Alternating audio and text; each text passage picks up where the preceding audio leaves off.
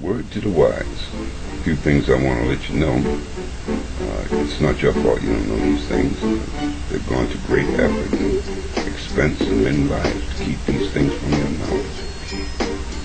Distractions and entertainment and all that stuff that kept you busy. And just now, they're making it tough for you just to live so that you will not have the time to do the research and homework.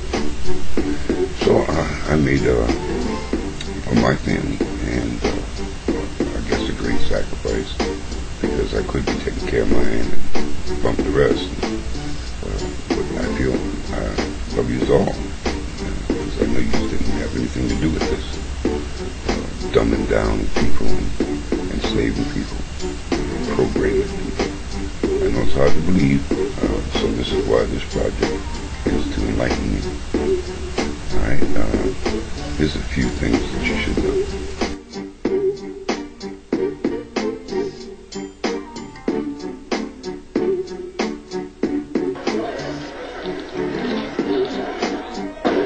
Dad, come on. Eddie, where are you? They doing hollow ground over here? If you can go, Eddie, you're blocking the shade. And if you can back up a little, no, just you. There you go. We want the light on it.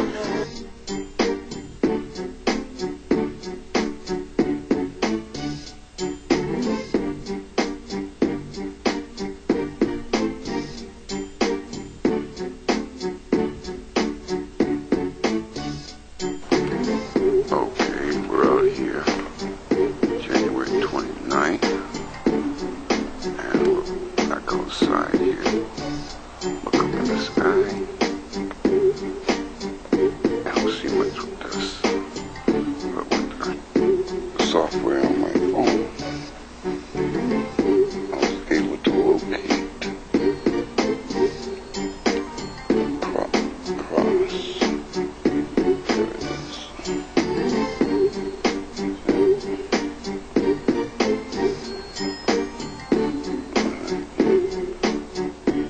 When did you get that tattoo? On your birthday? So okay, on the eve, that's January 16th, right?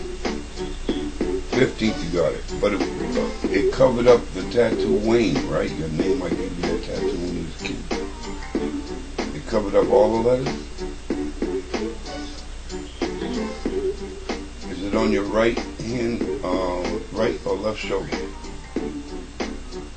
And it's a cross. What kind of cross you say it was?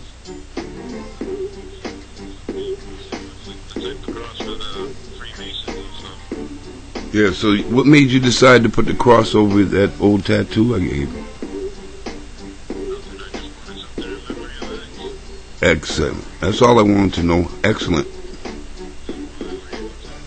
Because something happened and I wanted to make sure I had it right. Yeah, if you got the time now. Well, I told you I was going to whisper in Obama's ears, right? Okay, well, you should have heard what happened this morning when I got up. I went to finish my video, which seems to have been taking place since Moose's birthday. And Obama was giving us a prayer at a breakfast. And I guess he got the message because I just got through talking on a radio show the night before. I told you about that, right? And he's saying the same stuff I said on the radio show. Yeah, well, it's not crazy. I told you I saw a twin Chinook helicopter, a Black Hawk helicopter, a strange, huge craft, plane with no markings that I've never seen. You know, we're right next to Green. I see it. You have Green Airport. I see planes all the time, low. This was an amazing, extraordinary plane that went by. And yesterday, we caught this helicopter that was looking, me and Bill, that was right in front of, and it stayed there, and I even got video of it. It was pointing at us, and as soon as I waved, it went away. I think we're part of that belligerent terror.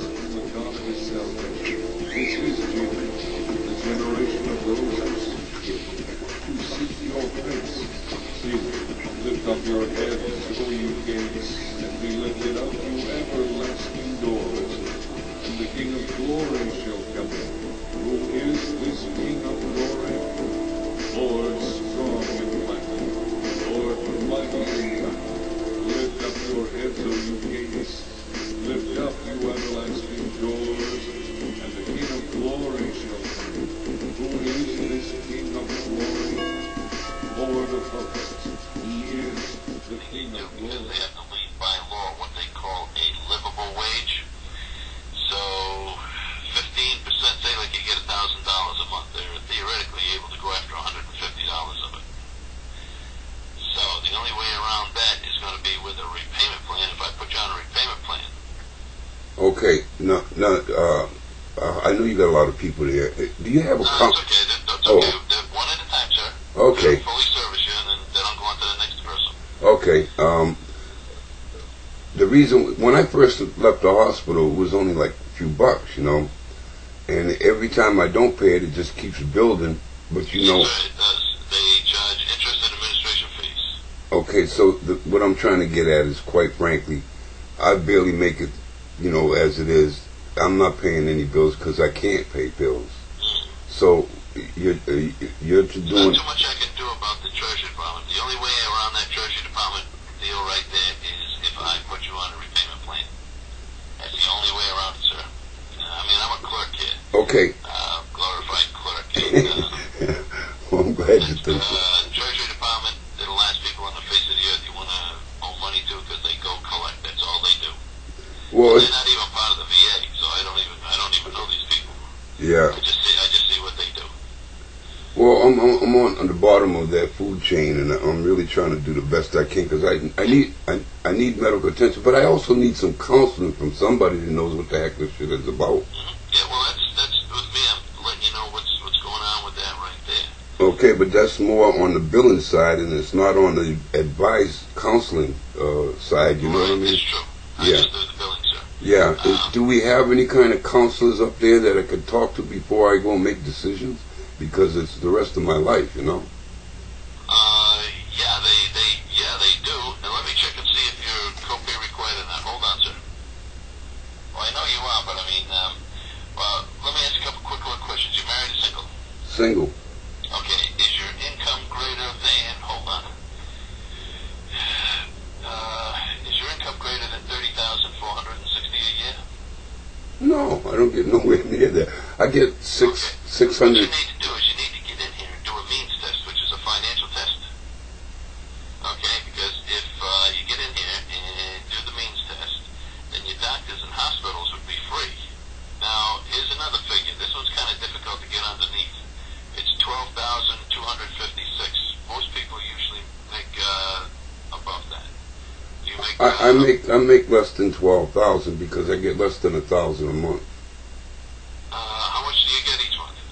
About 740, and I haven't even got that 740. That's a raise. It was 6 something, and it should be 740 this month. Yeah, it's 800 it's 800 that's $8,880. Based on what you're telling me, you should be copay exempt for bills into the future, but not these bills here that I have on the screen over here. They wouldn't get erased. But you need to get in here and or I can switch you over to the eligibility department. They can either mail it out to you. You live in North Providence. Can you get it? Well, I can come in if we can resolve all this, you know. Well, it's not going to be resolved. The $254 is nothing I can do about that, sir. But as far as you getting some free medical care, you need to come in and see eligibility because it sounds like you're a candidate for it.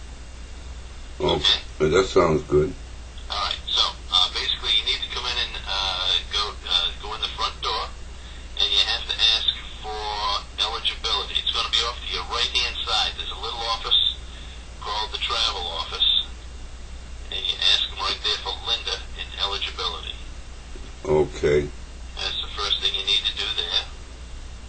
And the second thing you need to do before you start collecting Social Security is you need to get on a repayment plan with me. I can put you on a repayment plan for $25 a month. Okay. Okay? Yeah. So as soon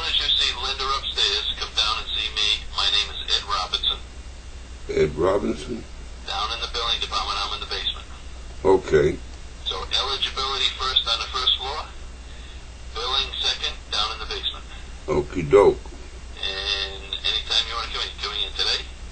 Well, no, I had to arrange the rides and stuff.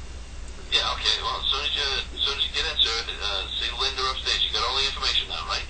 Right. You've really been helpful. I appreciate it. No, I wish I could do more for you, sir. I'd like to wipe out that bill for you, but I can't do that. Well, I don't mind paying it if it's possible. Yeah, well, basically, it's I'm looking at a one-year plan, $25 a month, and hopefully you do all right with everything, because the Treasury Department go in and take money out of you, and not only that, but they're kind of nasty about it. Yeah. They'll take an additional $16 every time they dip into your money. I don't know if you know that. But, Yeah. they're not nice people, believe me. Oh, I can believe that. Yeah, absolutely do believe it. Take my word on it.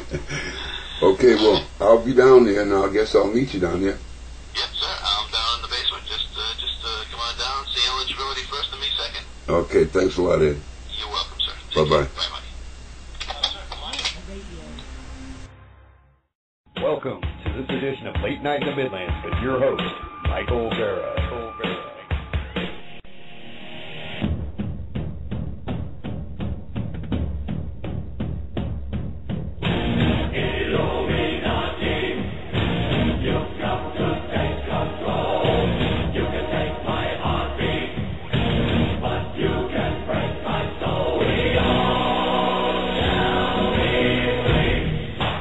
Before us the opportunity to forge for ourselves and for future generations a new world order.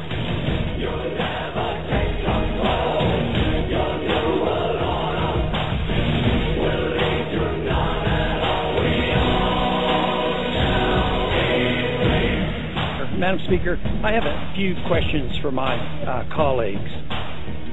What if our foreign policy of the past century is deeply flawed and has not served our national security interests?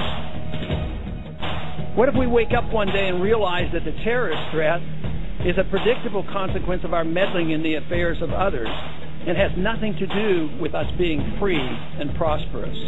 Just when you think that our foreign policy has nothing tune to in do to Late with Night in the Midlands and you learn there's someone discussing it all. Paranormal, E.T., free energy, natural cures, dreams, and psychics, government cover-ups, NWO secret space programs, great call-ins, truth to be told, fake news websites and tools.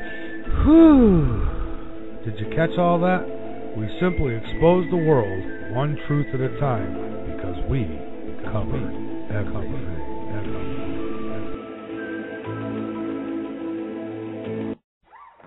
I one time went into a cemetery late at night trying to pick up some EVPs, and I know that if I had got caught, I would have gotten in trouble. So yeah. We actually, a couple of the EVPs that I sent you are from Starbury Chapel, and unfortunately, we got permission to go and investigate, but we could not go into the fenced-in area.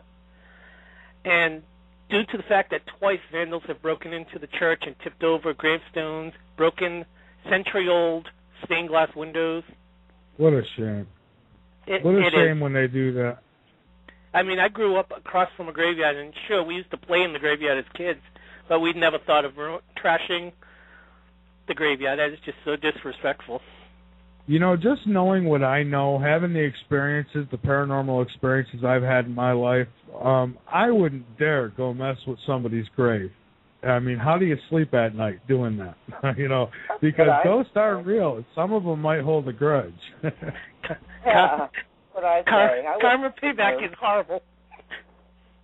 Go ahead. But I mean, they say ghosts can't hurt you, but when you get touched for the first time, definitely gives you a heart shock. I'm going to drop names, but there was another group back in Boston when I lived up there that investigated a house and had the residents ready to move out of the house because they were told that they were experiencing a demonic haunting. And my group at the time went in and here we are again, 6-7 years go by. Nobody here. We just left downtown. Tens of thousands of people. Indians think that we killed them. We're not killed them. Unfortunately, they did end the up blacks, out they don't wonder what we're doing in white people's clothes. The fact is, I believe that there are demonic possessions, maybe demonic. I don't know so much as to call it a haunting. I think it's more severe than that. And all that good stuff. So, and then, of course, if you talk to Peter Kling, we are in the prophecies that's happening. We knew the history, the way it's supposed to be told. A lot to talk about. Then we wouldn't have any problems. Especially African American men. So I'm telling you, party ways is so important that nothing can take its place. It has to go into the schools. So we're offering DVDs free to kids in school. And we're hoping that you people out there with the money pay for buying for the kids. And we'll take a call. We've got somebody who's been waiting on the line to come aboard here. So we'll bring Wayne in Rhode Island. You're on Late Night in the Midlands, Wayne. How you doing, Mike? All right. How are you? I heard that you was going to have spooky ghost stories tonight, and I went on in line and I was hearing history a little bit, and I said, gee, maybe I got the wrong thing, and fortunately it was cleared up in the chat room. But I started noticing synchronicities to some video that I had posted online today. You see, I'm working with a cemetery out in Plymouth, Mass, that goes back to the founding of the country, and it was hidden in the woods for about 300 years. And there's an ongoing legal thing going on between the town and the people buried there, all right? Anyway, the story's like this. I went out there after we had acquired 24 acres of this land to build a museum to these revolutionary soldiers. And the reason why I went out there was to put a sign, because there'd never been a sign, and they had cleared a little land for us. And so I was going to put a sign out there. And when you go in to the towns, you have to go by their codes. So they tell you to dig so deep. And because it's an archaeological site, it was a lot of trouble to put the sign in. But anyway, I go there, and it's like 100 degrees in the summertime. And I start digging, and I have to go down 4 feet. And as I'm digging, I found something. But at the same time I found this thing, I thought it was, maybe somebody lived here and, it might be an artifact. I don't know what to do. I'll do something with it later.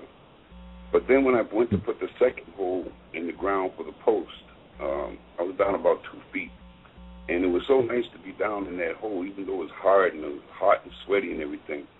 I kind of slipped into dizzy because there was no cold drinks around, because we're near the woods and off a highway. And as I got to the point where I didn't know whether I was going to pass out or not, I felt like somebody grabbed my arm, okay? Now, not scary, but like something was vacuuming my fingers, like a suction on my fingers as the stones and roots and stuff were tangling around. You forget your imagination. All right. Oh, yeah. Okay. This is real weird because this happened about 8 years ago, and since then I've been carrying around these spirits, and at different events that's all involved with the Sons of the American Revolution and these forgotten patriots, and all through the South Coast of New England, thinking that we're going to build a memorial, and we're actually bumping into some conspiracy that just blows me away. But these, you call them spirits or ghosts, I don't know what you want to call them, but they tell you things, or you dream of things, or you think of things, and then when you go and check it out, you're right online. I don't know if that's a possession or an obsession, but I've been posting videos about it for a while now, but I don't put it in esoteric terms. I put it in a historical term. You know what I mean? So that we can stay on track with the project. But there's so much esoteric stuff. I think this guy here, Mark, I believe the name is, right? Ronald we have on, and Jimmy. Ronald.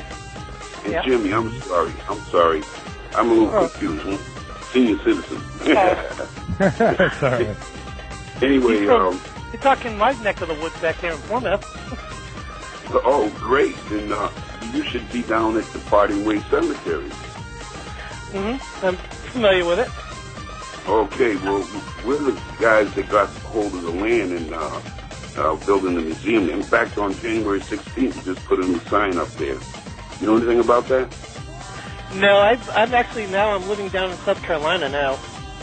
Okay, well, dig this. Now, you're going to really love this because you're familiar with the neck of the woods. There's 4 graves there, but there's 5 stones. And if you dig it, it's like the rabbit hole thing. You keep digging, keep coming up with all these links to history, and you find out, well, first off, Pilgrims didn't even land in Plymouth. They landed in Portsmouth, Rhode Island. Exactly.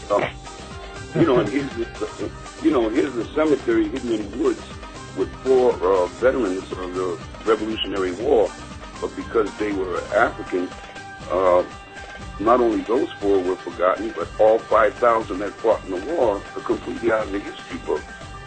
So you start digging, and as you're digging, we came up with 4 file cabinets that the Library of Plymouth had down in the basement that the librarian, who was just about to retire, had put away. And she told me they threw away 3/4 of the stuff was thrown away.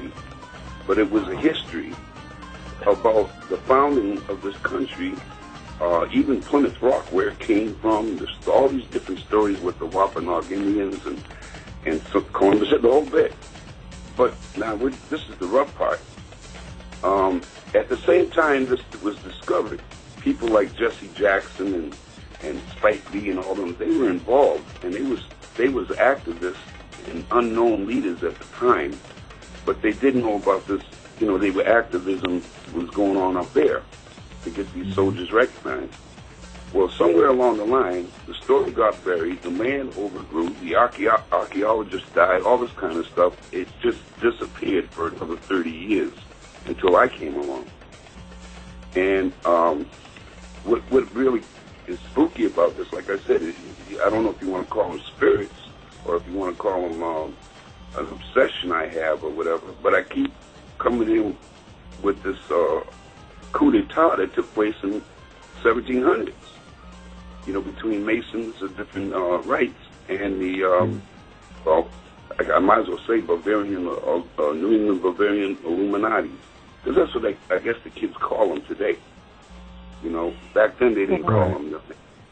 Well, anyway, I don't want to take up all your time or anything, but if you go out to the Plymouth Cemetery up there, you'll see there's a lot of changes if you ever go that way again. And you should ask yourself, how come none of our leaders in government or none of our veterans organizations, none of our corporate people, nobody in schools or universities teach about this 10% of George Washington's army? Because there's a thing that goes along with it, and that's why I call it like a haunting, because there's 2 stories. And everybody that tells this story seems to die, disappear, or get locked up in a mental institution or prison. Mm-hmm. And in fact, being on the board for about 11 years now, the most we ever got so far is this legal suit. And like I said, I was able to put the sign up and clear a little bit of land so people can go there. But I keep having these little emails, let's say, people that know the story, people that are like the Sons of the American Revolution. I spoke at the Harvard Club in Cambridge right after Prince Henry. In fact, I was the first African American to speak there since W.E. Du Bois. In fact, we got him reinstated into the Sons of the American Revolution because they didn't have any blacks up until then. This happened in 2006. So as the story is coming out, I noticed that the History Channel started changing their story, about the Founding Fathers. And it was, even the Pilgrim stories, started changing over the years. So in 10 years, I saw what was once completely out of, it didn't exist, in our history books. It didn't exist in our universities, and our children knew nothing about it. I saw that come out of a 10-year span. And it's still with me now. I think what we're talking about here is done 2 ways. One is natural, and one, supernatural, you might call it, and one is done with technology. like that instrument that you use to measure electrical presence. That's a high-tech thing. Back in the day, witch doctors and African and Mayan and so forth, shamans and stuff, they knew how to use those electrical energies that are natural in the earth line, the grids, you know. And I'm also 100% Cape Verdean. I don't know if you know what Cape Verdean is. Cape Verdeans come off the coast of the West Africa. They come from these islands where the slave trade actually took place. But not the slave trade you read about. It's the esoteric story about the Knights Templar and all that stuff. Like I said, you're not going to have much time for all this. I've been doing this for a long time. But the haunting is there.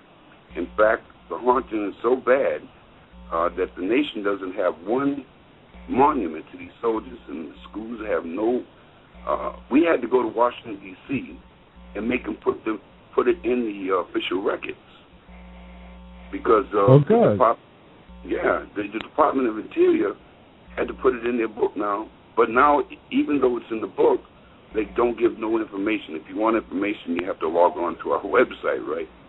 And the idea that nobody's going to find this information, that the government doesn't promote it, the veterans don't promote it. You know what I'm saying? And I asked the guys, I asked these Masons, because I speak at the colleges and I go to the so-called events and ceremonies and rituals, invited or not invited, I still go. Because, like I said, I'm an elder of Cape Verdean, Creole, so I know a little bit of spiritualism myself. And I go there to kind of make sure things are done right. And if it's not done right, I try to undo it, you know. And I got 13 children, 7 sons, and many great-grandchildren, grandchildren. So I know that my spirituality is natural, and it doesn't come from devices or channeling or none of that spooky stuff that I've been listening to, not just from your show, but for the last 5 or 6 years on the tube.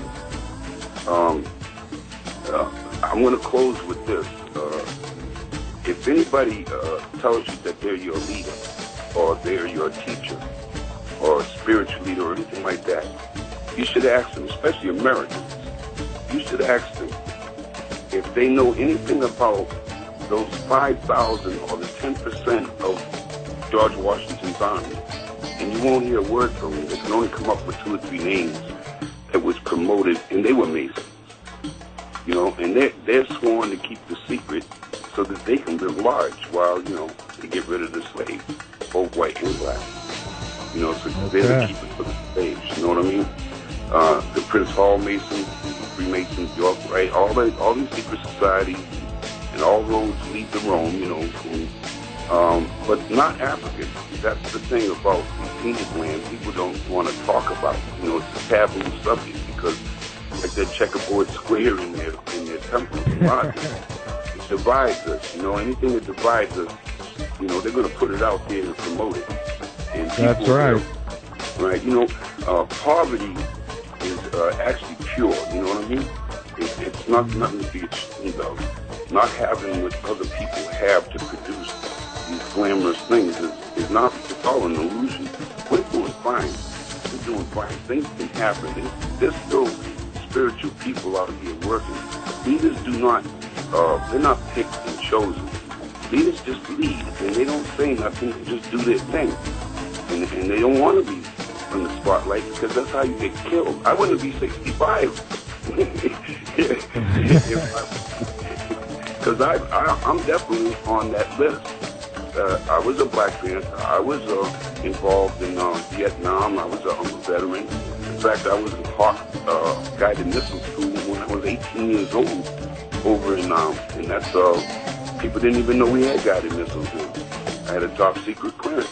All these things here is because I survived, and I'm giving good advice right here. When you talk about ghosts and Bigfoot and all that stuff there, well, now you really should go from spiritualism and metaphysics to quantum and string theory, because they're the same.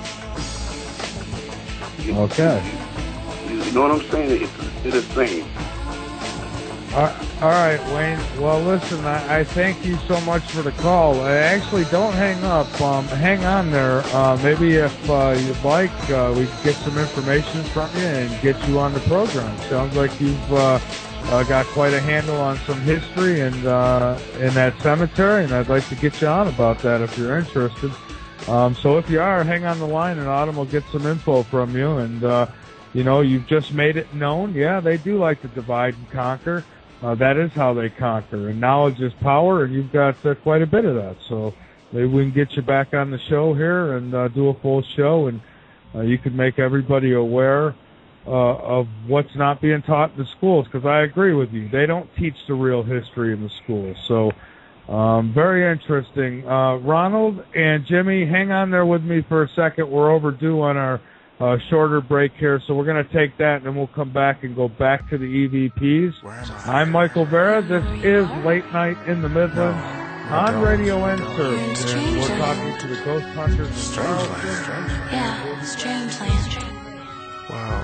How did I get here? Well, that's simple, Mr. Yates. What do you mean? You're the creator? What I saw was amazing after raising up and gazing at the babe that said I'm creating nights and days and paving the way for raging techaholics making havens next to all this hate and crazy and death. We call it a place of consummation, of perfection, fulfillment. The tech runs the building, respect one's resilience from threats, guns, and illnesses. This place is realness. It feels as if it's lifted amid sick and twisted and real wicked villages. And I'm the main man that made every effort to gain fans. Through all my pain, I obtained grands, millions just because of my brain. Now my lane stands, insane rants, the name brand, call it Strangeland. Getting paid was the game plan, but the lane transformed to untamed fans, enhanced in the Strangeland. Pain and insane land. Strangeland, where everybody know my name, man, cause my blood and veins ran through the mainland. I am in the Strangeland. Pain and insane land. World filled with technicians, let's this one stress lifting, mesh kids and sets with them tech listening vets. Expression is best written, less hidden, flesh women, sex driven, that's living. Yes, been impressed by the way the tech is blessing them. It shows cause the land is steady grows, and I'm the man with fetty flows. But understand he said he knows that he ran a deadly road, but he woke up with a family grows in a land of uncanny souls. And they adore him, even if they can't afford him. Be the rich and be the poor, then really get to be before him. To get laced on mistakes and big breaks, quick paced lyrics they pick in this place. He played me some stuff when in LA off the Carter 4. He has a record on there with this dude named Tech 9. I don't know if you guys heard of him. Right. It's crazy. It's crazy. Getting paid was the game plan, but the lane transformed to untamed fans, enhanced in the Strangeland. Pain and insane land. Strangeland, where everybody know my name, man, cause my blood and veins ran through the mainland. I am in the Strangeland. Pain and insane land. Strangeland. Am I in the Twilight Zone? Cause my mic's on, but I never thought the world would buy my songs. Cause in my land I am the highlight inside my dome. But now it's my hype, they try bite cause my life long. In this hip hop, everybody's lip drops. When I spit the gift, it quickly shifted cause I give props. It's terrific, they recognizing me on every level. If you missed it, if you look, you're finding me in a very rebel. This is listed. Tech 9, an insane man. His own lane had the strain and pain, and that became fans. When all the dames glance, he's doing the rain dance, because the whole world is about to be a strange land.